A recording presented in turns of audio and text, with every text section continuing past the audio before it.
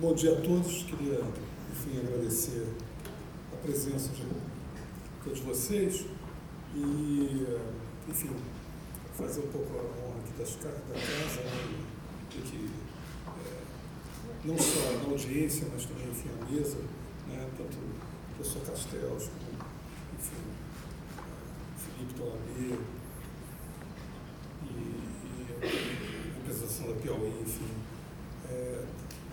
o próprio VU, né? Estou agradecendo aqui hoje um dia importante, Fernanda também da Escócia, agradecendo aqui um dia importante aqui para a DAP, né? Principalmente pela honra que nós temos de ter o professor Castells aqui, que vai nos abrilhantar daqui a pouco o conhecimento dele, que particularmente, professor, foi seminal para mim, para a minha carreira, pelo meu interesse na área, de vários amigos nossos, vários colegas que estão aqui presentes nesse momento. Eu vou tentar ser breve e eu vou tentar fazer um quadro o mais preciso possível, que é meio que uma síntese do trabalho que nós temos feito nos últimos anos, observando as redes sociais como um fenômeno absolutamente central, que gerou uma nova dinâmica, não só de compressão de tempo no processo de discussão das pautas políticas, mas também de perturbação no que se imaginava que seria uma visão, digamos assim, até utópica, né, dos benefícios das redes sociais, e acabou se tornando, de alguma forma, extremamente distópica e disruptiva da democracia. Diria-se, em síntese, que a democracia hoje está em xeque, não só no Brasil, mas em outros países do mundo, né? Existe um ataque sistemático às instituições, feito não só por grupos nos polos extremos do espectro político, mas também entre países. Isso é muito importante se observar. Então, a ideia central aqui desse início de apresentação, que ela vai ser breve, é que essa sociedade em rede, portanto, é o epicentro da transformação que nós estamos observando nesse momento no século XXI.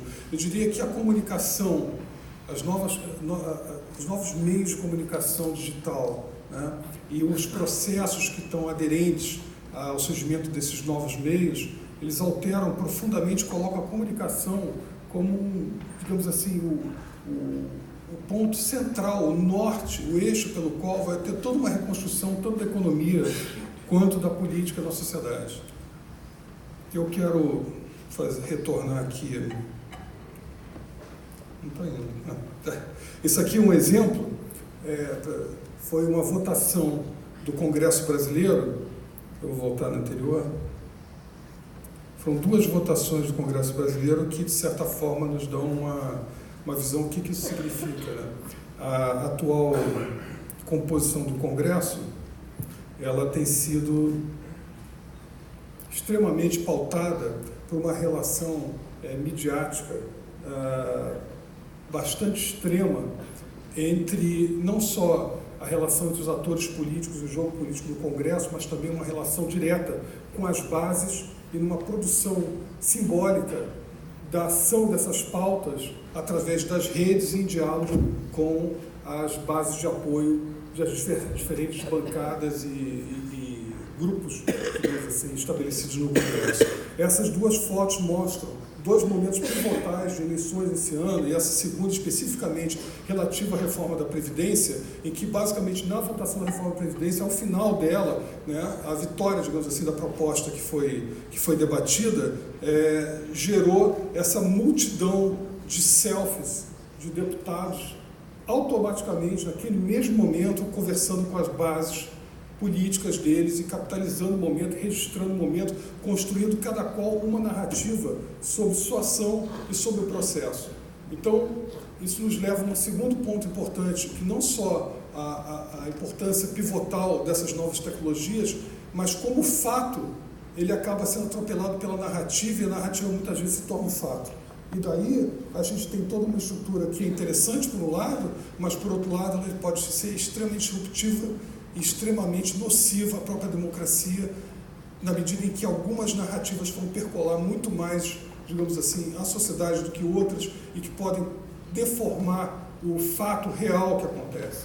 E daí nós temos todo o processo de fake news e todo o processo de reconstrução e redesenho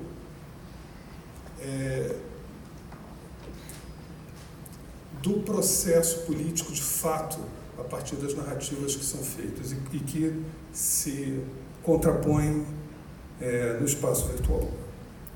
Aqui, para a gente fazer uma pequena regressão aqui do tempo, isso aqui era o debate presidencial no Brasil no primeiro turno. Isso aí já é um material que nós já tínhamos anteriormente apresentado em vários fóruns, né?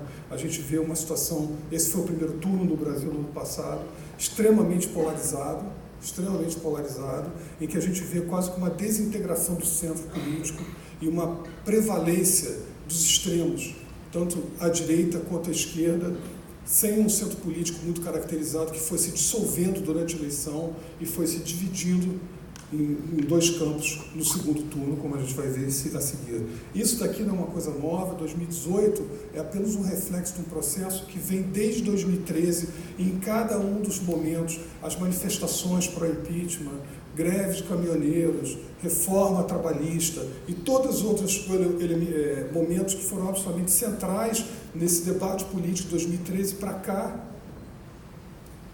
a situação de polarização ela só foi sendo magnificada no tempo.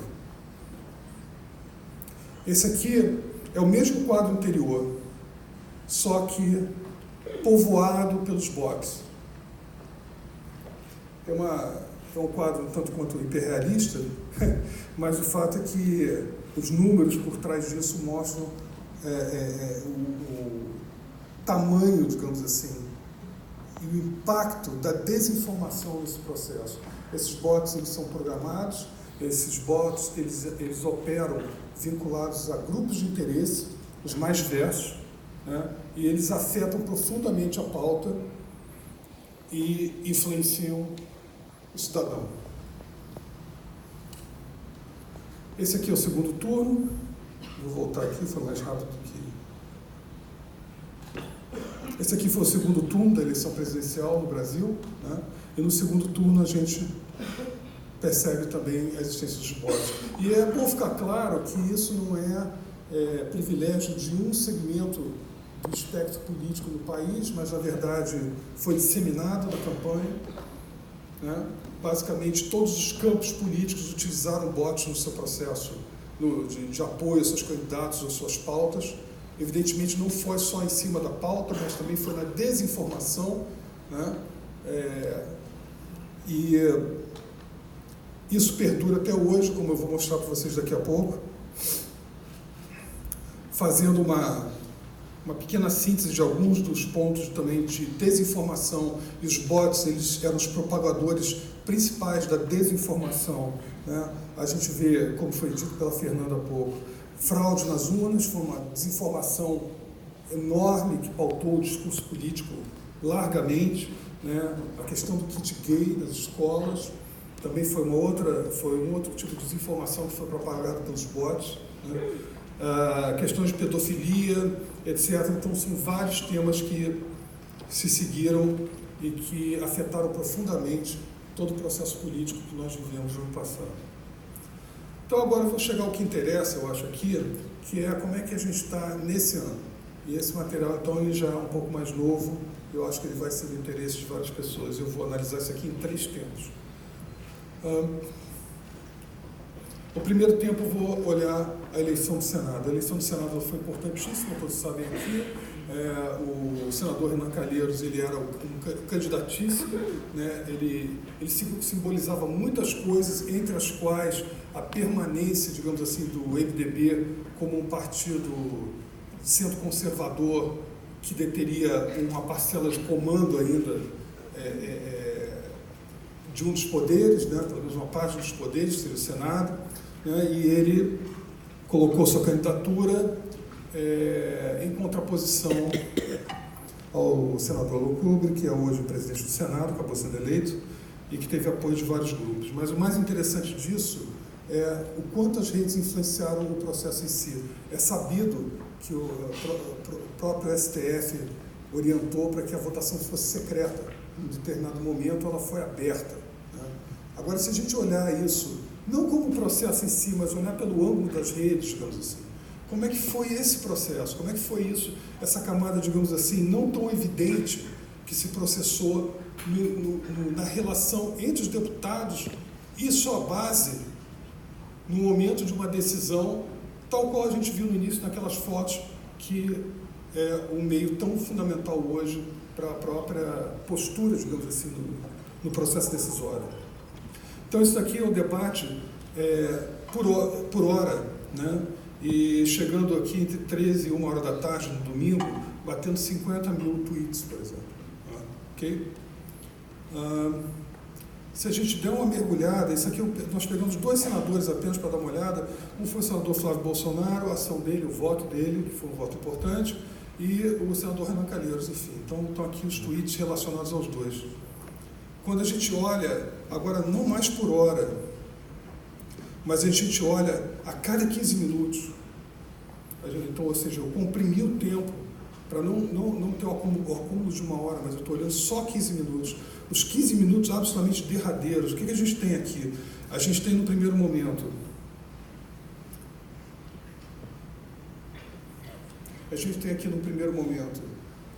o Flávio Bolsonaro justificando que o voto, por que o voto seria secreto. Ele colocou isso no Twitter, que ele ia votar secretamente por orientação do Supremo, né? Em seguida, essa votação ela tem um problema na contagem dela ao final, né? Quando todos os senadores votaram, então ela é anulada, é feita uma outra votação, né?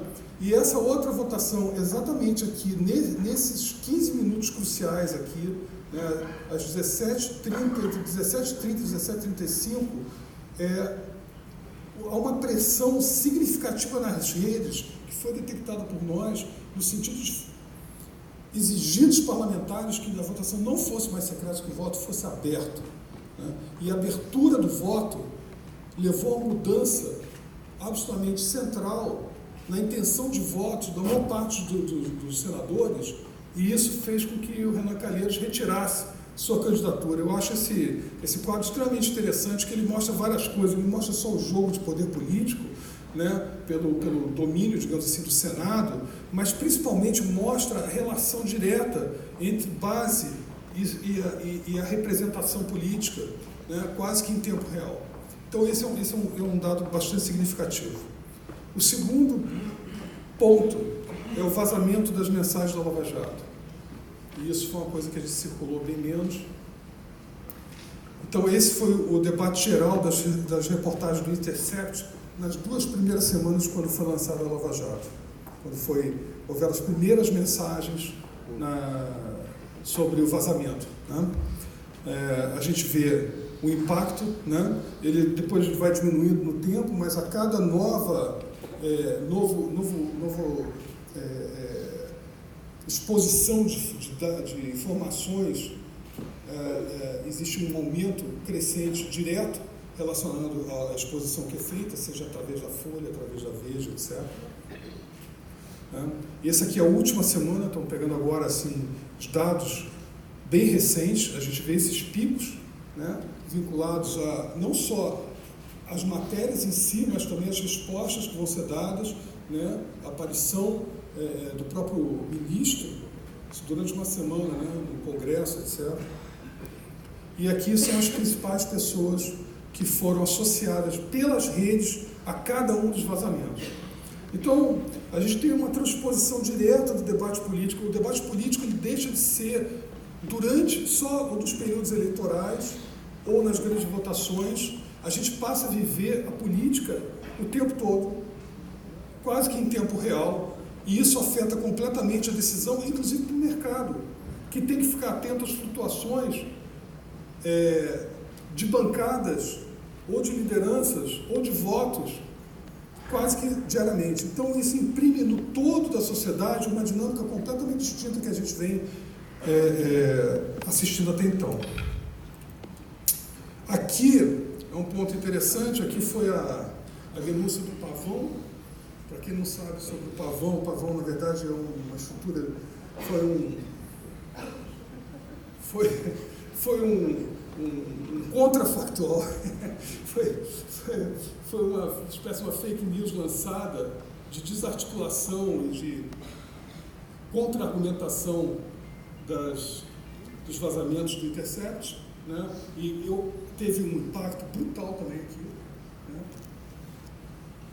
E isso aqui são os robôs atuando no debate. Isso aqui a gente pegou esse período inicial e mostrou. É interessante que o debate era bem orgânico aqui, mas rapidamente as máquinas, né, os robôs, eles foram ligados e foram sendo setados para focar nesse debate e interagir nesse debate, agir nesse debate, ou reforçando ou tentando desconstruir os argumentos que estavam ali apresentados. Então, a gente não pode associar, digamos assim, o processo político, das transformações da sociedade, do debate político no Congresso, na relação quase que dialógica entre o eleitor e a representação política, mas também na interferência, na desinformação, na manipulação da informação, o que leva, na minha opinião, isso eu acho que é importante, a gente tem discutido até com a OAB sobre nesse sentido, talvez não necessariamente falar de regulação, mas de responsabilização.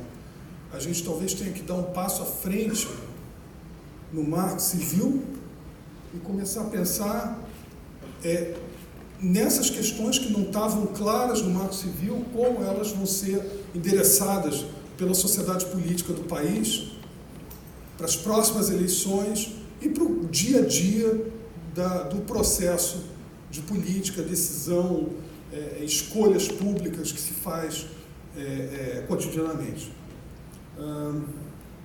Por último, eu quero falar um pouquinho da reforma da Previdência. Isso daqui foi o debate associado a atores na reforma da Previdência. Isso é extremamente interessante, peço atenção de vocês para esse ponto. É interessante aqui a figura do ministro Paulo Guedes não foi sobremodo importante nas redes, principalmente em volta do pico da resolução sobre a reforma em si. Né? O presidente Jair Bolsonaro ele teve uma importância significativa, né?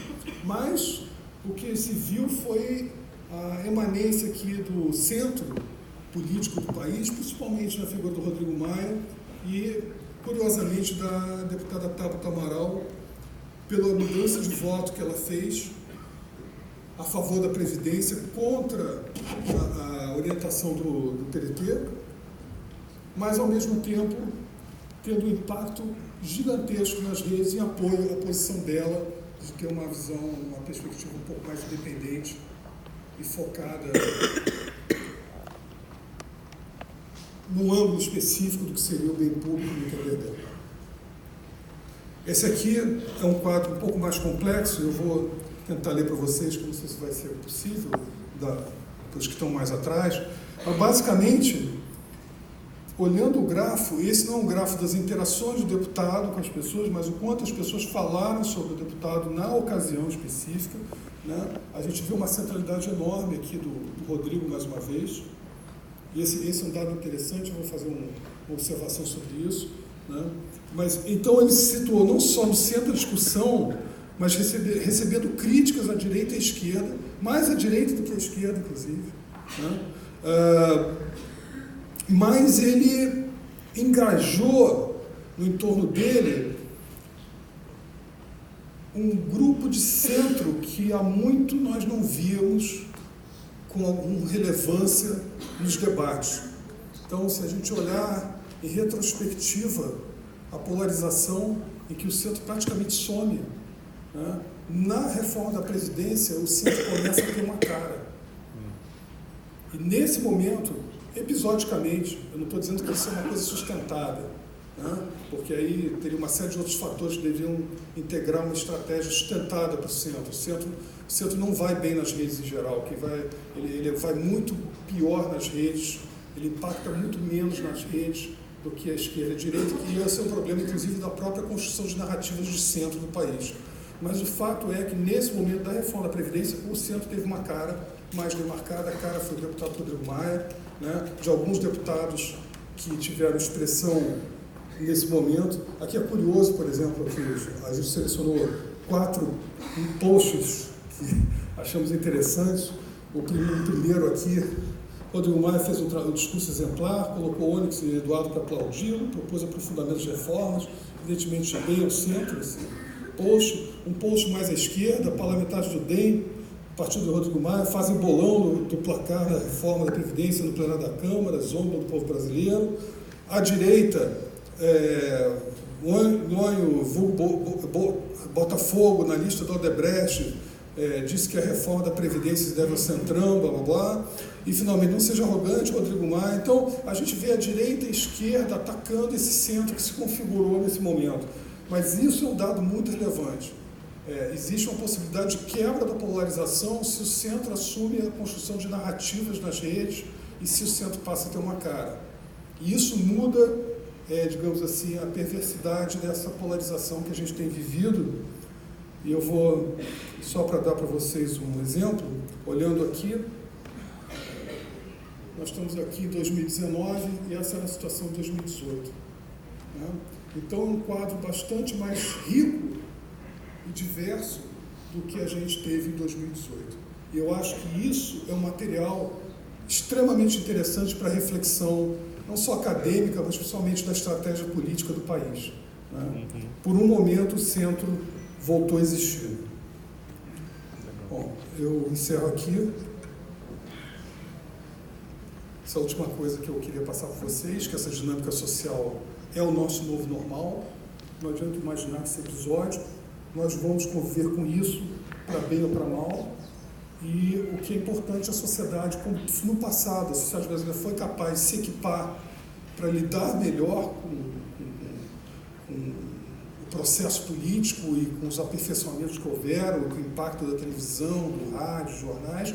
A sociedade brasileira tem que fazer uma reflexão também como vai lidar melhor com as redes sociais no seu futuro, maximizando o potencial positivo delas, né, e contendo ou responsabilizando o potencial negativo que elas podem ter eventualmente. Obrigado.